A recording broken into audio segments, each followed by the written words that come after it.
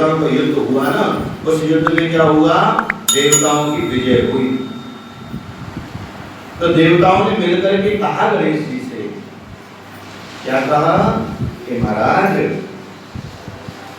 गणेश जी आप क्या मांगना चाहते हो, क्या कहना चाहते हो, आपसे हम बहुत प्रसन्न हैं, क्योंकि जब से हमने आपका व्रत किया आज तक हम कभी जीत नहीं पाए थे ना, अब हम जीत गए हैं। तो आप जो चाहोगे वो आपको मिलेगा, आप वरदान मांग लो। तो गणेश जी ने यही वरदान मांगा कि महाराज अगर आप मेरे से संतुष्ट हैं, मेरे से प्रेम करते हैं ना, और मेरे से ऊपर आप कृपा करना चाहते हैं, तो आप जो है ना मुझे ऐसा आशीर्वाद दो कि जो भी इस व्रत को करे उनके मनोवांछित फल की प्राप्ति उन्हें हो। जैसे आपको मनोवांछित फल मिला है, ऐसे उन सबको उनका मनोवांछित फल मिलना चाहिए। तो महाराज कहने लगे कि जो स्त्रियां मोहवश, देखो इसमें क्या है, लोग तो निर्जला एकादशी का व्रत रखते हैं, 24 घंटे रखते हैं। उस समय तो महाराज गर्मी भी बहुत होती है, तो मौसम भी थोड़ा सा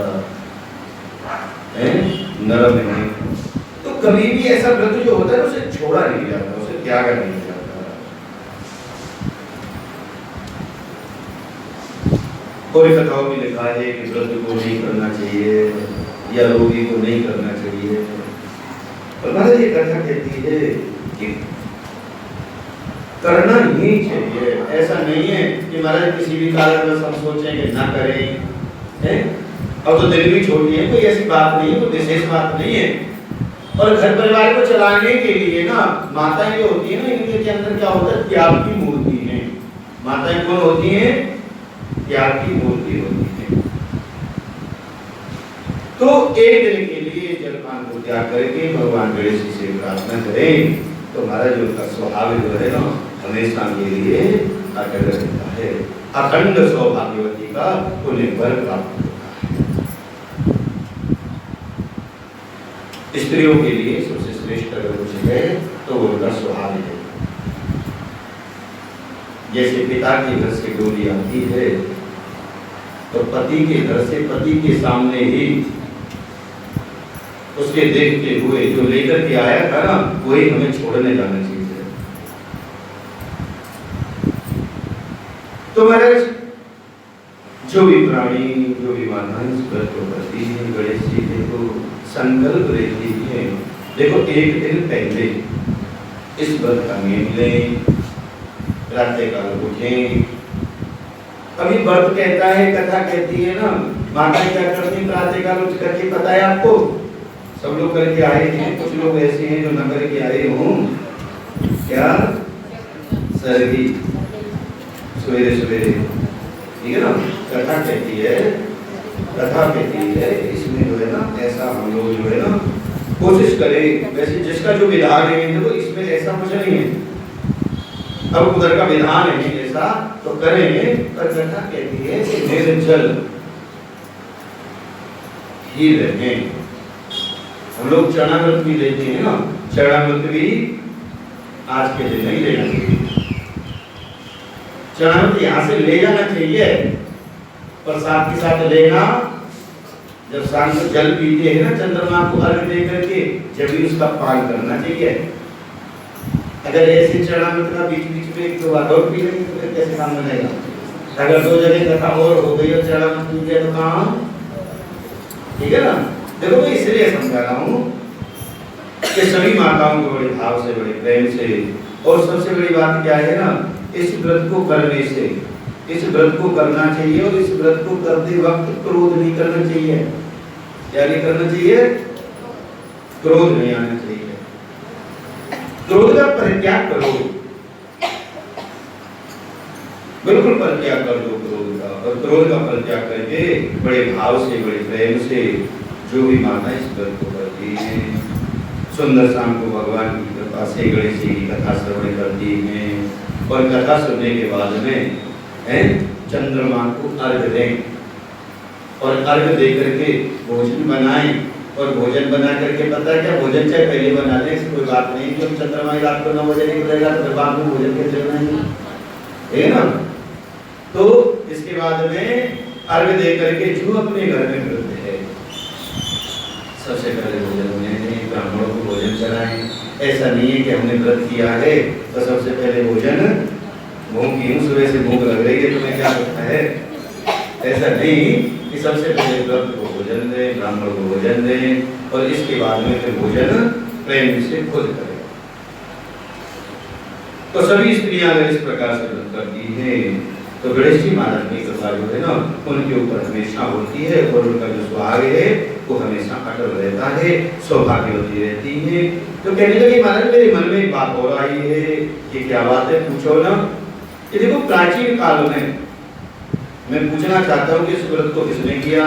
तो कहने लगे कि प्राचीन काल में एक भद्रवती नाम की नगरी थी, उसमें सुधर्मा नाम के एक राजा रहते थे।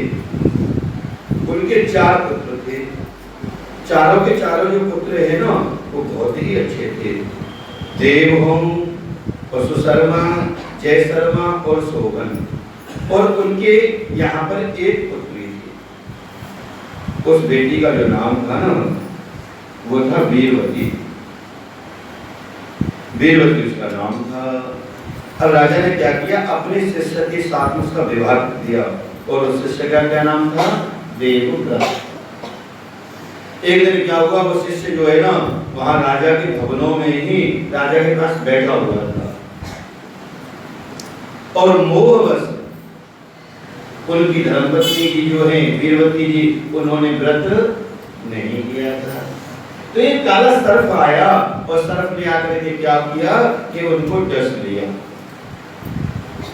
अब डस लिया तो क्या हुआ, मृत्यु हो गई। अब देखो संसार का नियम है, आया है सो जाएगा, राजा रंग फकीर। और एक सिंहासन चढ़ चले और एक बंधो जंजीर। जो आया है ना उसे जाना पड़ेगा।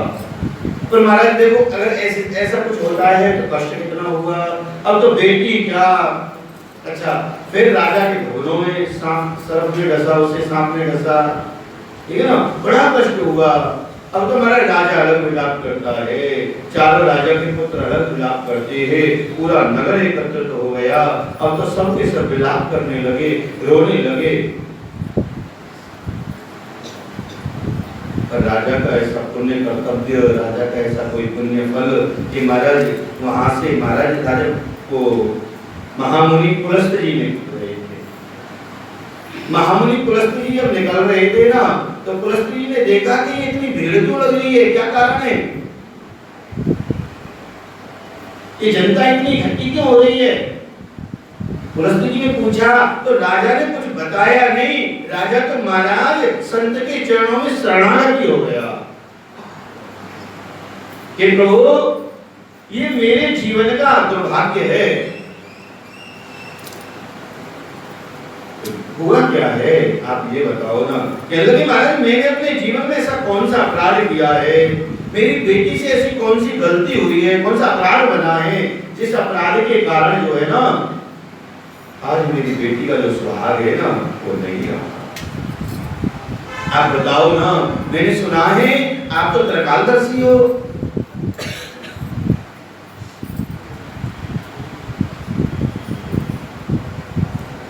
मुनि ने देखा, नेत्रों को बंद किया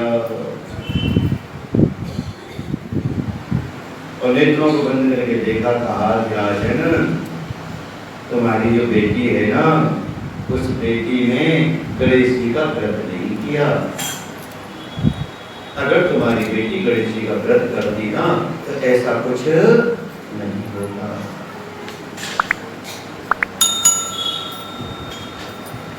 तुम्हारा अब क्या होगा, कहने लगे होगा आपको प्रार्थना करनी पड़ेगी। कहने लगे क्या करना है कि महाराज जो बेटी का जो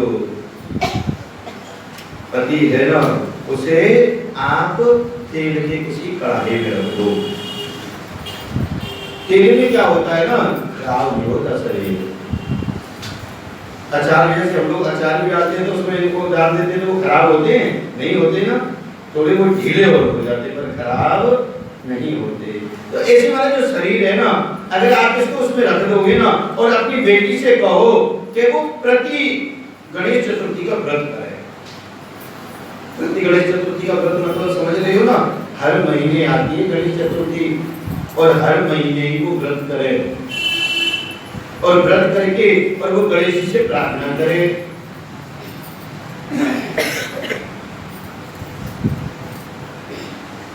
पूरा विधान बताया महाराज। तृतीया को नियम ले, चतुर्थी को व्रत करे और बड़े भाव से गीत आनंद करे और गणेश जी से प्रार्थना करे कि प्रभु जो मेरा सुहाग है ना ये हमेशा मेरे अटल हो। और सुहाग के लिए कथा कहती है कि हर माता को जो सिंदूर लगाते ना, वो सिंदूर कैसा लगाना चाहिए पता है आपको? सूखा। आजकल पैसा आता है ना, वो नहीं, सूखा सिंदूर लगाना चाहिए। और विशेष करके ऐसे समय में तो सूखा ही लगाना चाहिए। मांग किसे भरनी चाहिए? सूखे सिंदूर से भरनी चाहिए। जैसे विवाह होता है जब सूखे सिंदूर से मांग भरते हैं ना, ऐसे ही सूखे सिंदूर से ही मांग भरनी चाहिए। तो कहने लगे पूरा श्रृंगार करे, श्रृंगार करके बड़े आनंदित होकर के वो महाराज अपनी एक थाली सजाए और थाली सजा करके उसमें दीप मिष्ठान आदि लेकर के और जल का सुंदर कलश लेकर के वो कथा श्रवण करे और कथा श्रवण करके और महाराज जो भी वृद्ध माता मिले, ब्राह्मण संत बुजुर्ग सबके चरण स्पर्श करे, उनसे आशीर्वाद प्राप्त होगा। तो क्या होगा राजन, हमारी जो बेटी का जो पति है ना वो जीवित हो जाएगा। अब तो महाराज बेटी ने ऐसा ही किया।